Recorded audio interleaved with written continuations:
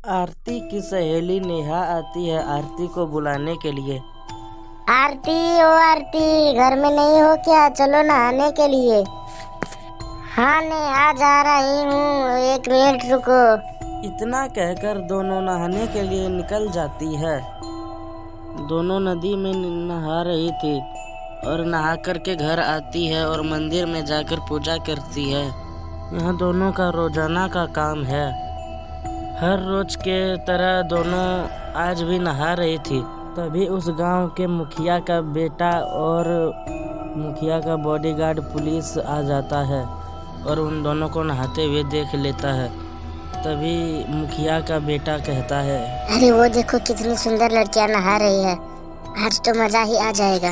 नहीं नहीं, आज तुम कुछ मत करो, अभी हमें जरूरी काम में जाना है ना, चलो यहाँ से। दिन नेहा अकेले नहाने जा रही थी और उनका पीछा मुखिया जी का बेटा कर रहा था। फिर मुखिया जी का बेटा आगे से रोक लेता है।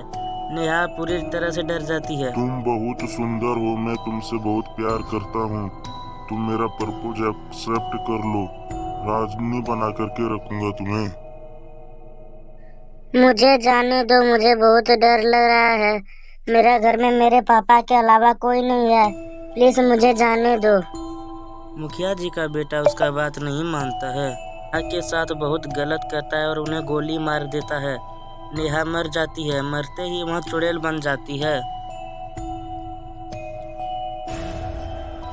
मेरे साथ बहुत गलत हुआ है, अन्याय हुआ है, किसी को नहीं छोड़ेंगे, सबको मार देंगे। जो भी नदी तरफ आएगा सबको मार देंगे। इस नदी पर सिर्फ और सिर्फ मेरा कब्जा है। दूर खड़ा सोनू सारे घटना को देख रहा था, लेकिन वह डर के मारे कुछ नहीं बोल रहा था, क्योंकि वो भी लाशें बिछना शुरू हो चुका था। चुड़ैल एक बहुत ही सुंदर औरत का रूप बना लेती है और उधर से जाने वाले मर्दों को अपनी ओर आकर्षित करता है। अरे पहाड़ी देखो कितनी सुंदर औरत नहा रही है, चलो चलते हैं उसके पास। तुम पागल हो गए हो क्या रामू काका? मैं नहीं जा रहा, तुम्हें जाना है तो जाओ। इतना कहकर पहाड़ी वहां से चले जाता है और रामू उस औरत के पास जाता है। तभी औरत एक भयानक चुड़ैल का रूप ले लेती है और रामू को भी मार देता है। धीरे धीरे पूरे गांव में हाहाकार मच जाता है। गांव से लोग गायब हो गए थे। कुछ गांव वाले इकट्ठा होकर के आपस में बातचीत करते हैं। वहाँ का मुखिया जी भी वहीं पर था। गांव वाले कहाँ गायब हो रहे हैं? मुझे तो कुछ समझ में नहीं आ रहा है। कहीं हमारे गांव का किसी को नजर तो नहीं लग गया? कहीं हमारे गांव में कोई भूत तो नहीं आ गया? हे भगवान, क्या करे, हमें बचा लो भगवान। नहीं नहीं शीला बेटा, ऐसा मत बोलो, शुभ शुभ बोलो। तभी सोनू आ जाता है, लेकिन वह किसी को कुछ नहीं बताता है, क्योंकि उसे पता है मुखिया जी का बेटा के बारे में बताएंगे तो कोई भी विश्वास नहीं करेगा। वो चुप रहता है। हम गांव वालों को किसी भी तरह पता लगाना ही पड़ेगा कहाँ गया आदमी, ऐसा ही करके पूरा गांव खाली हो जाएगा। फिर भी हिम्मत करके सोनू सबको सारे सच्चाई बताता है। मम्मी मम्मी, मुझे पता है कि सारे गांव वाले कहाँ गए हैं।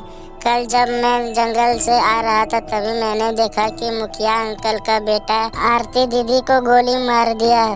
उसके बाद आरती दीदी चुड़ैल बन गया और नदी में वो रहती है और सारे गांव वाले को वही मार रहा है। पहले तो सोनू का बात पर कोई विश्वास नहीं करता था, लेकिन उनका बात मानकर एक बार सभी कोई नदी के पास गया और आरती को बुलाने लगा। आरती आरती बेटा, क्या तुम यहीं पर हो? तभी आरती का चुड़ैल आ जाता है वहाँ पर। पहले तो चुड़ैल को देख करके सभी कोई डर जाता है। फिर मुखिया जी पूछता है, आरती बेटा, क्या तुझको मेरे बेटे ने मारा है? तभी चुड़ैल कहती है, हाँ हाँ, आपके बेटे ने ही मुझे मारा है। मेरी आत्मा को शांति तभी मिलेगा जब आप लोग उन्हें सजा दोगे। श्याम को बुलाया जाए। तुरंत श्याम को बुलाता है। बेटा, तूने आरती के संग बिल्कुल भी ठीक नहीं किया है, इसका सजा तुम्हें मिलेगा। एक पिता कभी नहीं चाहता है कि उसके बेटे को सजा हो, लेकिन यहाँ पर मैं अपने हाथों से तुम्हें फांसी पर लटकाऊंगा ताकि आरती का आत्मा को शांति मिल सके। श्याम घुटनों के बल बैठ जाता है और माफी मांगता है। लेकिन उनका कोई एक भी नहीं सुनता है और उन्हें फांसी का सजा दिया जाता है। आरती हमेशा हमेशा के लिए चली जाती है और सारे गांव वाले खुशहाली ज़िंदगी बिताने लगता है।